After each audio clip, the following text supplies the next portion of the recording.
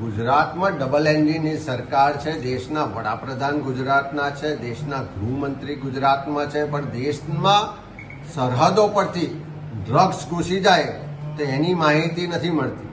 બીજા રાજ્યોમાંથી ગુજરાતમાં દારૂબંધીનો કાયદો છે, પણ દારૂના કન્ટેનરો ભરીને આવી જાય, ગામ સુધી ગલી સુધી પહોંચી જાય, પણ આઈબીને પોલીસને ખબર નથી પડતી. પણ કોંગ્રેસ પાર્ટીનો કાર્યકર ક્યાં જાય છે, કોંગ્રેસનો ધારાસભ્ય, કોંગ્રેસનો નેતા કોને મળે છે, કયા કાર્યક્રમો કરવાના છે, શું એમની રણનીતિ છે, શું એમની ગતિવિધિ છે, એની માહિતી રાખવા માટે આખી સરકાર, આખું પોલીસ તંત્રને આઈબી કામે લગાડેલું છે. ચોર, ઉચક્કા, બુટલેગરો પાછળ આઈબી નથી લાગતી, પણ કોંગ્રેસની પાછળ આઈબી લગાડી.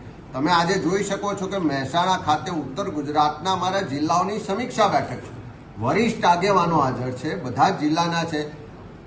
ત્યાં આગળ આઈબીના અધિકારીઓ આવે છે, આખી અમારી મિટિંગની આખી એની વિગતોની વિડીયોગ્રાફી કરે છે, અજાણ્યા થઈને આવે છે, કોઈ મંજૂરી વગર આવે છે, અને જ્યારે પકડાય છે, વિડીયો ચેક થાય છે, ત્યારે અમારી જાસૂસીની સાથે સાથે આખા પોલીસ તંત્રમાં જે બધી ગેરરીતિઓ ચાલે છે, જે હપ્તા રાજ ચાલે છે, જે કમિશન રાજ ચાલે છે, જે અશ્લીલ પ્રવૃત્તિઓ ચાલે છે, એના પુરાવા પોલીસ અધિકારીઓના મોબાઈલમાંથી મળે છે. એટલે ક્યાં હપ્તા લેવાય છે, ક્યાં કોનું કનેક્શન છે, ક્યાં અનૈતિક પ્રવૃત્તિઓ ચાલે છે, ક્યાં અશ્લીલ મટીરિયલ ચાલે છે, એ બધું જ પુરાવા પોલીસના મોબાઈલમાં મળે છે.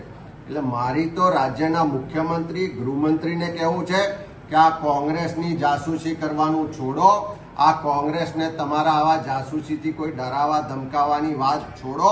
આ ગુજરાતની જનતાની સુરક્ષા માટે આ પોલીસ તંત્રને તમારું આઈબીનું તંત્ર લગાવો.